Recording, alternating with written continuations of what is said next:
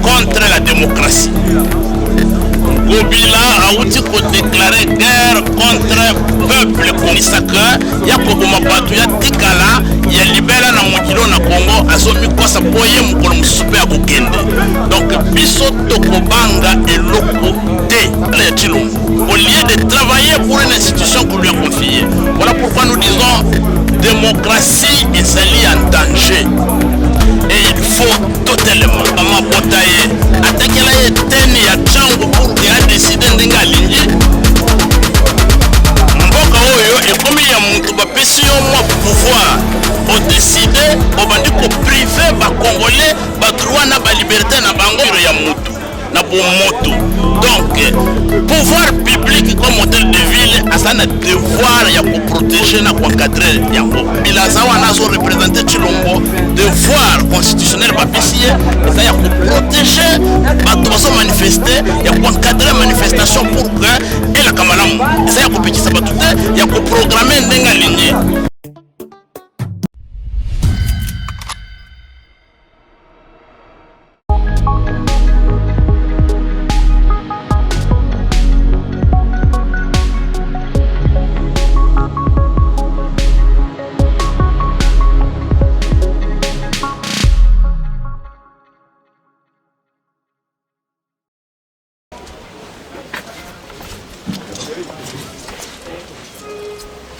Congolais, unis par les sons, unis dans l'effort pour l'indépendance.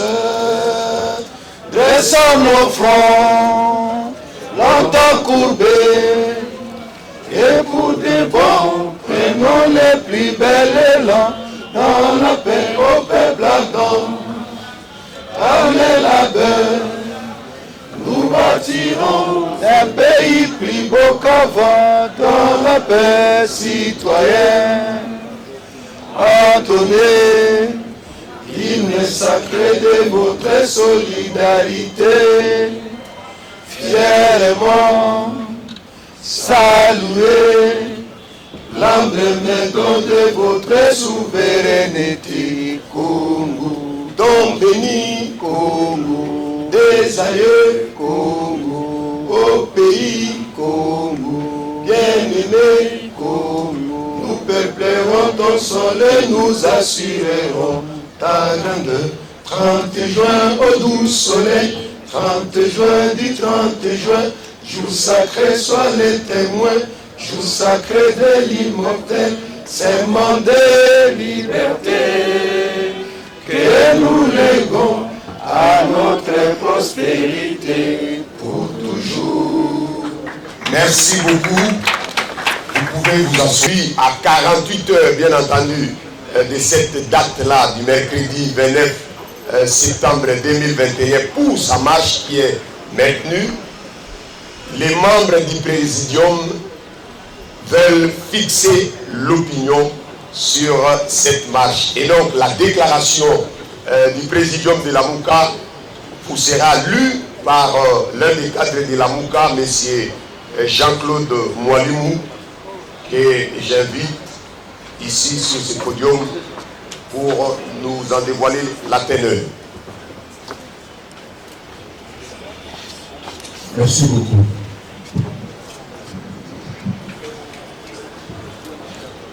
Déclaration du Présidium de la Mouka. Mesdames et messieurs, l'heure est grave. La démocratie dans notre pays est en danger. Le régime de fait de M. Félix Tshisekedi, après avoir décrété l'état de siège dans les provinces du Nord et de l'Ituri, sans aucun fondement et sans préparation aucune, s'évertue maintenant à vouloir museler les citoyens de Kinshasa par le canal de son gouverneur de la ville et ainsi continuer à diriger le pays sans légitimité et constamment en en violation de la Constitution. Ainsi, dans le cadre des préparatifs de la marche du 29 septembre courant, en réclamation de la dépolitisation de la Commission électorale nationale indépendante, CEI en sigle, le présidium de l'AMUCA rappelle et déclare ceci suit. La Constitution de la République, dans son article 26, a institué le régime d'information qui oblige les organisateurs d'une manifestation publique à informer l'autorité urbaine de la tenue de la manifestation. C'est ainsi qu'après la marche du 15 septembre dernier, violemment réprimée par la police, les partis membres de l'AMUCA avaient écrit le 17 septembre 2021 au gouverneur de la ville pour l'informer de la tenue d'une nouvelle marche le 29 septembre courant. Son silence, une semaine après la saisie, nous a déterminés à lui adresser une autre lettre le 25 septembre pour lui proposer une rencontre technique afin d'échanger sur les modalités d'encadrement de la manifestation conformément à la loi. Le même jour, sans répondre à nos lettres, la ville de Kinshasa, à la suite d'une rencontre convoquée via les réseaux sociaux avec les partis et organisations politiques majoritairement de l'Union sacrée, a rendu public un communiqué dans lequel elle a décrété d'autorité l'axe Pont-Matete, aéroport de Njili, de zone neutre où de manifestations publiques ne peuvent être organisées. Ce communiqué, qui ne vaut pas décision pour nous, est illégal, en ce qu'il ne s'appuie sur aucun soubassement légal. Il est aussi discriminatoire, en ce qu'il prive les Congolais habitant cette partie de la ville de leur droit constitutionnel de manifester. En réalité, il établit pratiquement et de manière sournoise un état de siège qui ne dit pas son nom dans cette partie de la ville de Kinshasa. Le présidium note cependant que le même jour que le gouvernement de la ville avait annoncé et fait publier le fameux communiqué, le parti au pouvoir avait organisé une marche dans l'axe ciblé. Le dimanche 26 septembre, le citoyen Bosso, président de l'Assemblée nationale de son État, et dont le parti est membre de l'Union sacrée, a tenu un meeting populaire aux allures de campagne électorale au stade de Massina, se situant, tenez-vous bien, dans la zone dite neutre par le même gouverneur. Le présidium rappelle aussi que le 21 septembre de ce mois, le parti politique ACP du gouverneur de la ville et les partis alliés à l'UDPS avaient organisé une manifestation dont le point de chute fut le palais du peuple. La dite manifestation s'est terminée par l'attaque des bureaux de l'ECID situés sur le boulevard Triomphal. Le présidium observe par ailleurs que depuis la prise de pouvoir par ce régime de fait, toutes les manifestations publiques des partis politiques membres de l'AMUCA sont systématiquement réprimées par la police sur instruction du gouverneur de la ville de Kinshasa. Manifestement, tout est fait pour étouffer nos partis politiques et nous empêcher de jouir de nos droits et des libertés publiques en invoquant à chaque fois des raisons fallacieuses. C'est justement contre cette discrimination et contre cette dictature que nous avons décidé de résister conformément aux articles 12 et 28 de la Constitution. Ainsi, le présidium de la MOUCA annonce solennellement qu'il maintient sa marche pacifique du 29 septembre, courant qui partira du quartier 3 à Massina jusqu'au palais du peuple.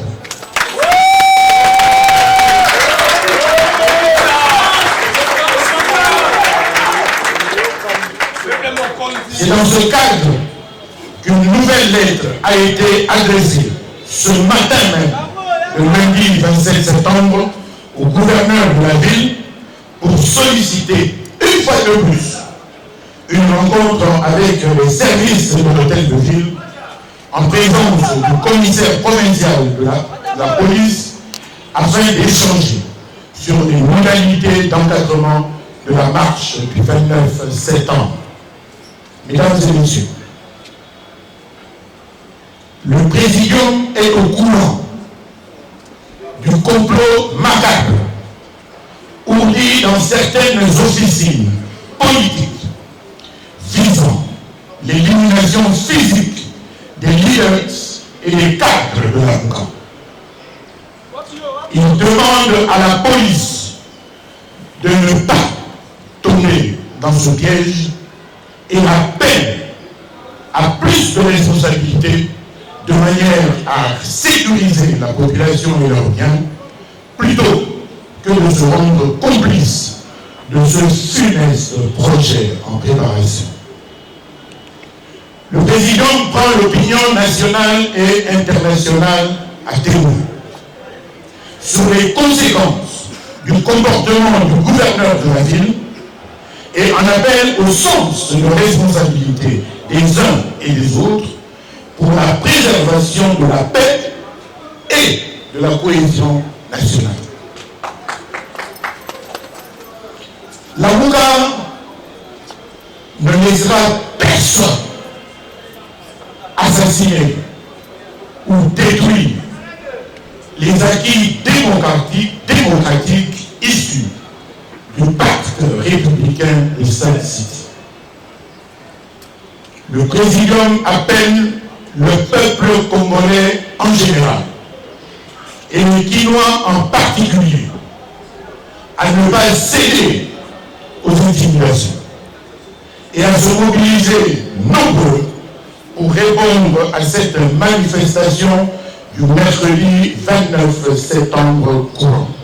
Que Dieu bénisse la République démocratique du Congo et son vaillant peuple, fête à Kinshasa le 27 septembre 2021, signé Martin Fayulu Matidi, président élu, Adolphe Mosito, coordonnateur de la MOUCA. Je vous remercie.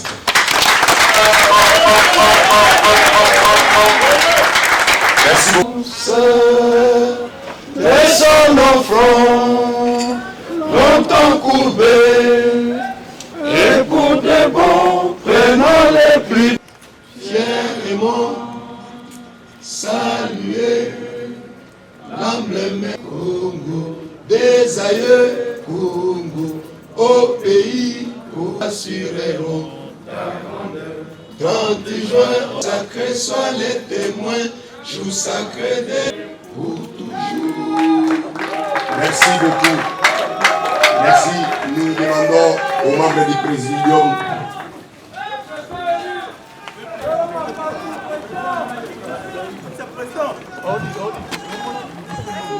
kobungisa baki oyo tozwaki na Sun City oyo eza couché na préambule ya constitution balobi ete tokotombwama te mpo tozangi bakambi oyo bauti na peuple nzoka nde lolenge ya kokoma na pouvoir eza na nzela ya maponomi kasi maponomi yango esengeli ezala ya malamu nzoka maponomi ya malamu elekaka nde na seni ya malamu lokola sikoyo mbuma bololo ekoti na seni na nzela ya loi unique oyo bango bavotaki na parlement yango lamuka akoki kotika soki moke te nyonso bango bakosala mpo Cette décision en catastrophe de décréter des zones neutres contraires à la loi et à la constitution, c'est une pire provocation contre le peuple congolais.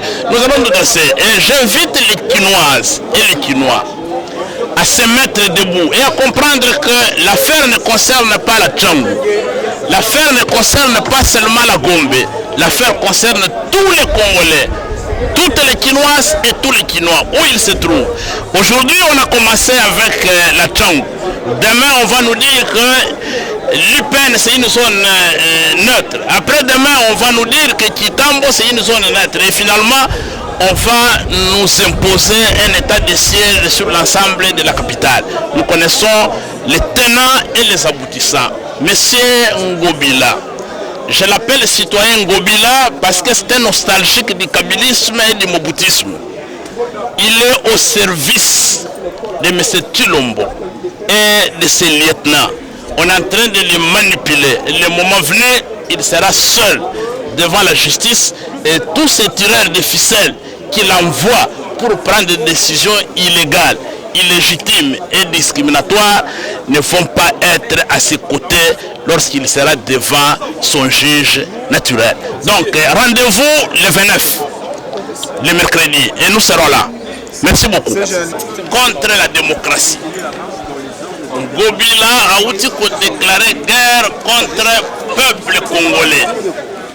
Il faut bino bapanzi sango boye bisaye ke yambala oyo amikosi soki na mai ndombe basalaki effort pour que bampêcher bandeko ya yumbi bavote te après kobomisa bato na batrouble ebimaki kuna bayebaka na Tchangou état de siège o balingi badécréter pour que finalement bampêcher bandeko ya Tchangou bajouir na badroit constitutionnel na bango bavote te toyebi déjà schéma wana ekoréussir te tellement à partir ya lelo lobby jusqu'à mercredi à 8h tokozala na quartier 3 tokobanta marche jusqu'à na palais du peuple soki alingi koboma biso aya koboma biso oyoki na communiqué présidium auti ko publier balobi nini toza déjà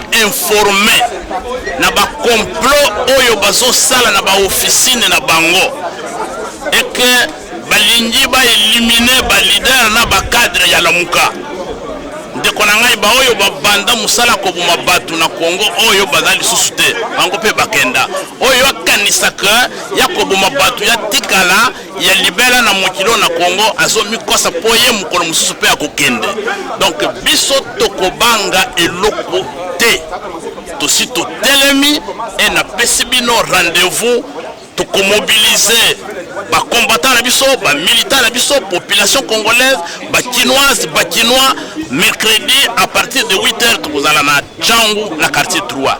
Il n'est pas question bandeko na ngai ya kondimake Ngobila Tshilombo na ba lieutenant na bango bazongisa biso lisusu na moboutisme bazongisa biso lisusu na kabylisme oyo tokomi komona président ya Assemblée nationale olia sala musala na Assemblée nationale akomi dialelo ya Tshilombo akomi kokende kosala campagne électorale ya Tshilombo au lieu de travailler pour une institution qu'on lui a confiée. Voilà pourquoi nous disons démocratie ezali en danger. et il faut totalement tokanisa tike tokei liboso sikoyo ba congolais ba se rendre compte que tozongisima et ce qui totelimite tozokunda mboka oyo bana na biso bakutika la baumu ya bato mususu eto kolinga yango te. Pourquoi seulement kata chango Lukunga ezali, Moamba ezali, Funda ezali. Lukunga boy chango la sa démonstration de force la ville vous allez belé pour ça tra Funda. Nekonangai, pourquoi seulement Ngobila akata chango? Pourquoi seulement Ngobila akata chango? Papa oyo abotaye na mama botaye atakela ye teni ya chango pour que a décider ndenga lingi mboka oyo ekomi ya mutu bapesi yo mwa pouvoir o décider o bandi ko privé ba congolais ba droit na ba liberté na bango biso ba organisateur nde to pona ci chango bande ko ngai na lingi na ye bisabino ka liberté na ba droit ya bato. Et ça la activité administrative ya hôtel de ville te o ya ko planifier a programmer ndenga lingi liberté ezali lié na nature ya mutu na bomoto.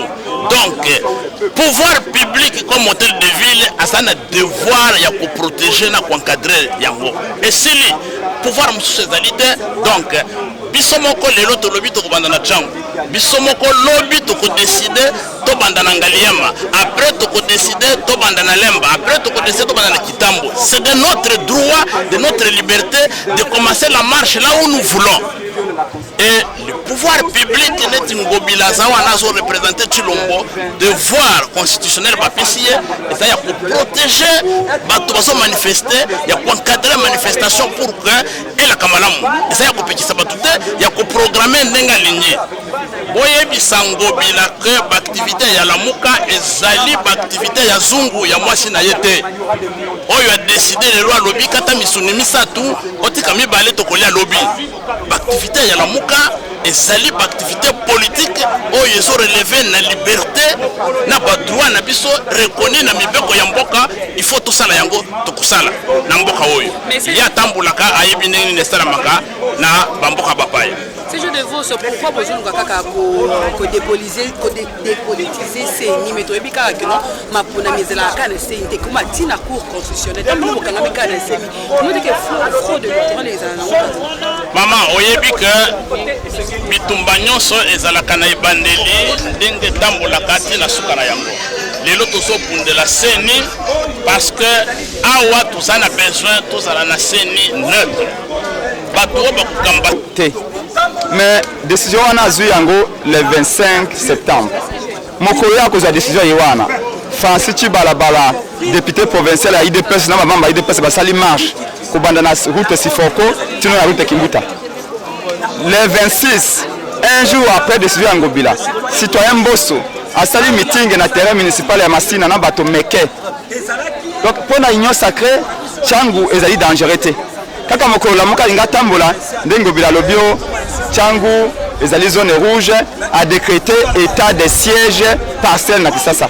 Ibongo Kongolo na mayele Kongolo alingi mboka na ye a obéi na mobeko ya loinga iwana constitution lobi boye mobeko nyonso mokonzi nyonso akozwa oye violer constitution même moi na wa ali bébé esengeli mokolo wana sala miracle aloba atelemela yango. Biso tokotambola le 29 septembre, biso komela Ngobila depuis le 17. Tous allez disposer, tous allez prêts à raconter Ngobila lobby mokolo mardi. Pour ce lengeni ni police qui a encadré biso. Ce qui Ngobila tiki biso tamboli ko banda passe komanda 4-3. Ti na pas de peuple. Le lenga atika ki ba militaire union sacrée mokolo lundi ya semaine au tout koleka. Le lenga atika ki mboso asa meeting mokolo malobi. Et que ça là nini. On a relaxé oyo ezali maye oyo to bande ko combattre na Félix Tonga Kabila. Kabila Kimbuta azaka décision a été matin fa la sa meeting na ville ote. Le lenge moko to yokete décision oyo ute pas Chilombo na Kabundi. La FC Ngobila ete soko lingi to longola na hôtel de ville te ko permettre Martin Fayulu atambola te. Est-ce que mboka batonga ngo le lenge iwana? Tina nini Félix akomi ko copier nyoso Kabila salaki. To bundaki na IDPS pona nini? Pona ko telema na kambo non? Mais le IDPS aye alobi yep sanga raison ni Ngobila ko zwa yote ko banda aéroport tina pas matete marche esalama te meeting esalama te et en même temps bato nyonso ake bakokokote ko marché bakokote kosala meeting lokola mboso nati balabala mais biso lamuka le 29 alobi ote botamba nzela iwana te non ezali décision politique bakobanga nde force ya lamuka balingi te totanda popularité na biso totanda bamilio ya bakongole na nzela mpona koloba tolingi seni oyo ekosala maponami na 2023 bapoliticien bazala na kati te lokola Félix akoprépare glissement alingi te monde ante bamona ete bamilio ya bato bakiti na nzela mpona koboya glissement raison yango iwana yango biso tolobi ete bakongolaise mpe bakongolais bana ya Congo badescendant ya Kimbangu ya Kimpavita ya Mzee Kabila ya Mobutu ya Tshisekedi Etienne wa Mulumba biso baso bana ya lamuka baorganisation pour démocratie baforce sociale politique ya le changement biso baso tokoya na nzela mercredi de 7h na quartier 3 tokobanda esika ye wana maleme tobeti maite na triomphal esika wapi tokopesa lisiko na biso soki ngobila meki ye ayebi ete ana likambo ya yumbi na nzoto na ye lokola akokomprendre te ete idepesa ngasi msa etushe moto akokenda CPI eyali ngobila ya Ikasongo eyali moto mosusu te atondi bino botondi. Bonjour madame.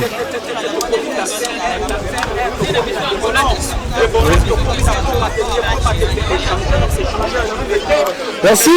Tolobi boye, tu as dit clair. Ndeko Ngobila azali na droit ata moko te ya kopekisa bana mboka batambola esika bango balingi.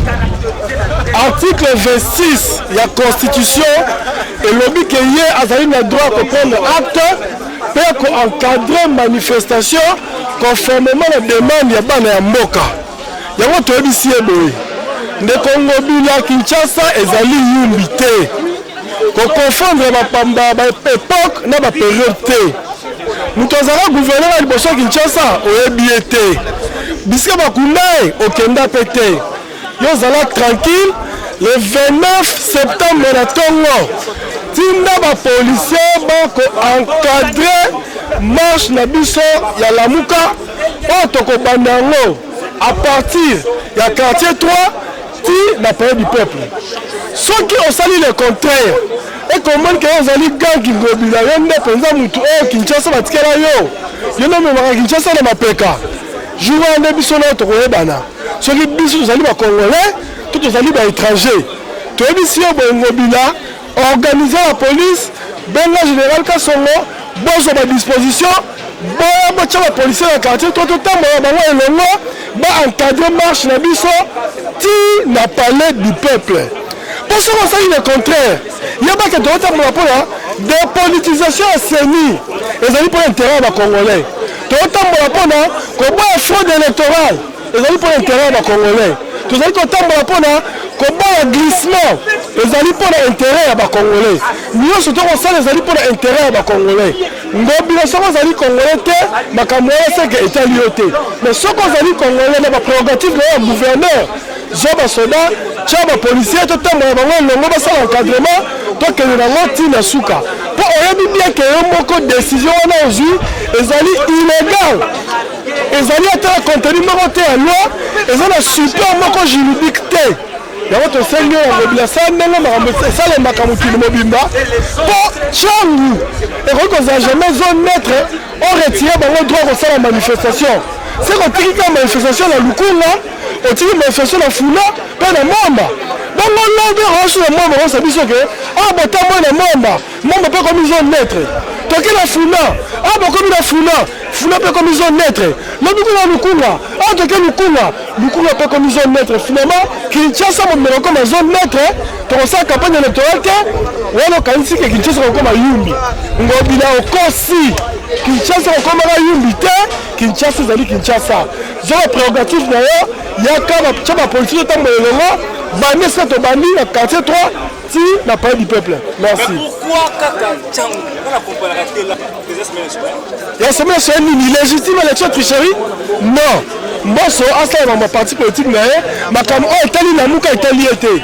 Ceux qui ont monnaie participation à la meeting na il y a moi sur le moule na wana comme nango. A comme tata mobima koko. On a tous que mutu na na boya na mayele ako bakisa ba jeune bozo bana moto est-ce que ba maison tina est-ce que politique basala ngo papa na mama na mwana yelo basaki mutu azaki na papa na mama na mwana non on les a buzoba peuple congolais bozala vigilant ezala mutu moko te akoki ko interdire bino kotambola est-ce que olingi ezala changu ezala lukunga ezala partout ezali la muka to kotambola est-ce que olingi jamais ngobila ko pekisa biso totambola sika oyo ye aponeli biso merci.